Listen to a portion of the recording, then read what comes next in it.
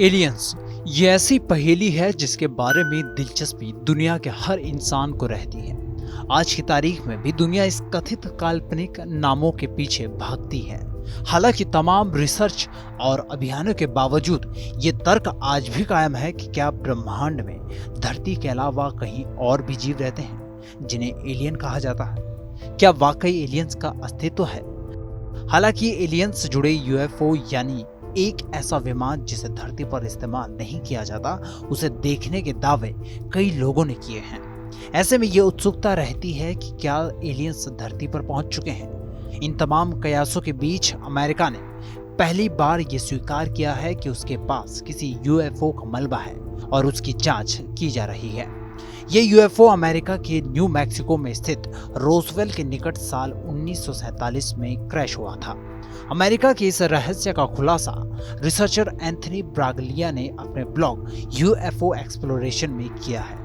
Daily mail online की report के मुताबिक ब्रागलिया ने अपने ब्लॉग पर 150 पन्नों का दस्तावेज शेयर किया है जो अमेरिकी रक्षा खुफिया एजेंसी का है। उन्होंने बताया है कि उन्हें ये दस्तावेज DIA की ओर से फ्रीडम ऑफ इंफॉर्मेशन एक्ट के तहत अनुरोध करने पर मिला है। उन्होंने बताया कि दस्तावेज में काफी संशोधन किया गया है, लेकिन इससे ये भी पता चलता है कि जिस तकनीक का इस्तेमाल यूएफओ को लिए किया गया था, इस बारे में इंसानों को जानकारी बिल्कुल नहीं है। रिसर्चर ने यूएफओ से जुड़ी जो जानकारी साझा की है वो अक्सर गुप्त रखी जाती है। ब्रागलिया ने साल 2017 में DIA से FOIA के तहत अनुरोध करते हुए कहा था कि उन्हें यूएफओ की बनावट, गुण और उससे जुड़ी अन्य जानकारी चाहिए। दस्तावेज में बताया गया कि ये जांच नेवाडा की बाइगलो एरोस्पेस नामक कंपनी में की जा रही है। ये कंपनी रक्षा विभाग के लिए निजी अनुबंध पर काम करती है। पेंटागन ये पता लगा रहा है कि क्या स्वास्थ्य के सुधार के लिए नितिनोल को मानव शरीर में प्रयोग किया जा सकता है या नहीं। बताया जा रहा है कि रोजवेल क्रैश के 40 से अधिक गवाह थे जिन्होंने ये बताया था कि जो मेटल की धातु क्रैश साइट पर मिली थी, उसे मोड़े जाने पर वो अपने पुराने स्वरूप को याद रख सकती थी। क्रैश वाली जगह पर मिले मलबे को ओहियो लाया गया था।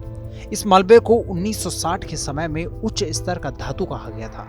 रिपोर्ट में जिस मेटा मटेरियल का जिक्र है उसे मेटल और प्लास्टिक की लेयर से तैनात किया गया है।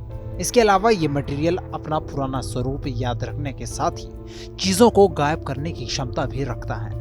ये प्रकाश की गति को कम कर सकता है। ये इलेक्ट्रोमैग्नेटिक एनर्जी को भी कम कर सकता है। इस पूरी खबर पर आपकी क्या राय है, ये कमेंट सेक्शन में हमें जरूर बताएं और देश दुनिया की अन्य बड़ी खबरों के लिए सब्सक्राइब करें TV9 भारतवर्ष। परवाह देश की, सोमवार से शुक्रवार रात 10 बजे TV9 भारतवर्ष पर।